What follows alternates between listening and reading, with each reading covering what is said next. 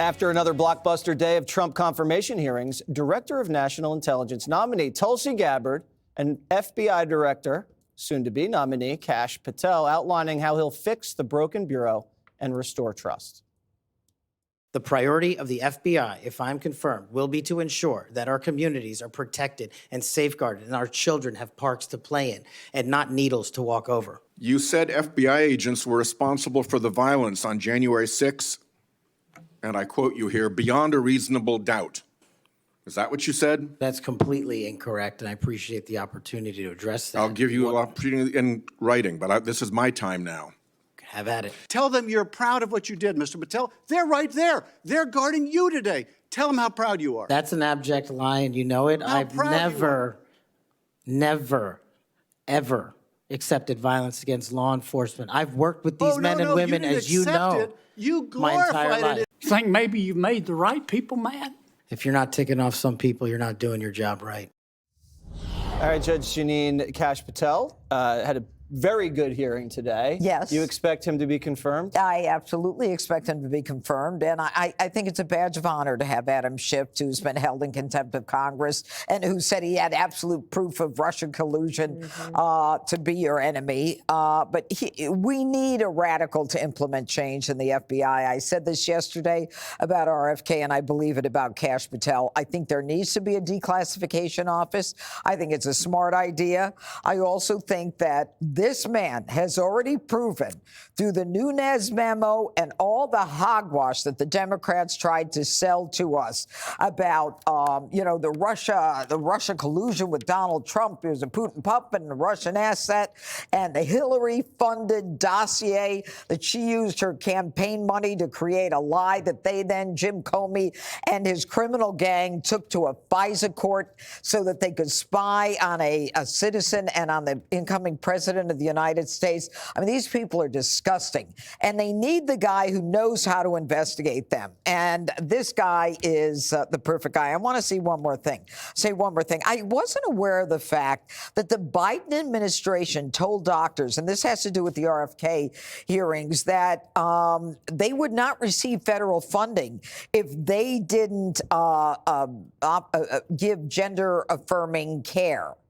I mean, how dare you tell a doctor what he should and should not do? He should be left to his own Hippocratic oath. And, we've got to end our reliance on medicine from China. If America can't figure out how to make our own medicines, we're in big trouble. That's why I love Kennedy and I love Kash. Kash getting the support of, I believe, the National Sheriff's Association. It's like 3,100 sheriffs across the nation. I think one of the things that was so unique about him, one, his immigrant story. Many people have immigrant stories, but in this particular position, it was different. And when he introduced his family, who had traveled from India to see him, and he said his sister traveled across oceans. I'm not exactly sure where she lives, but I thought that was moving. And also, he's got a unique background, as he did serve as a criminal defense attorney for a while. And that is different for this position. And I thought that if you were somebody that was skeptical of the FBI, or maybe even skeptical of Kash Patel, he acquitted himself very well today. Very well. Greg, he was more articulate than you.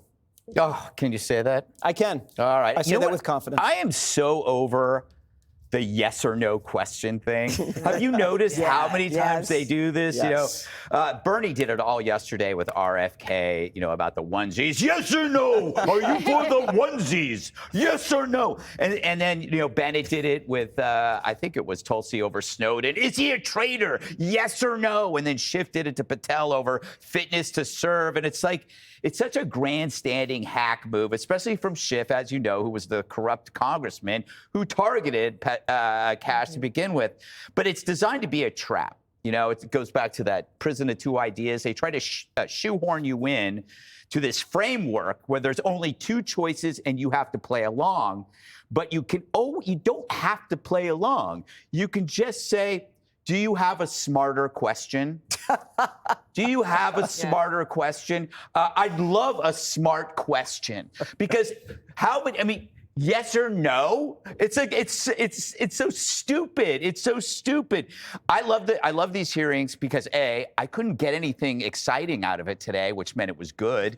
But also, this is like Hollywood always makes these movies where the hero ends up facing the adversary on their own turf. the adversary that tormented them. This is like reality. You're seeing like, what's his face, Adam Schiff and Kash together. Kash owned him, and it's like the ultimate hero thing where the guy that gets tormented by the FBI is going to be taking over the FBI. This is not a normal transfer of power. This is an actual transfer of power. And this is why, you may not like or love some of the things these people do, but you got to take the whole package because it scares the hell out of them. Jessica, do you reject the Democrats' weaponization of government? Yes or no? Yes or no? I'm going to lead with something positive about Kash Patel. Okay. Okay.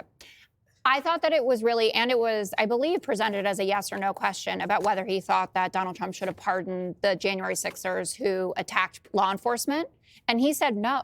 And as far as I know, he's the first nominee that we've seen in any of these hearings to go against the president in something that's obviously very important to him. And I thought that that reflected well on him and the connection that he must have to law enforcement and that he really feels like he's a part of that group.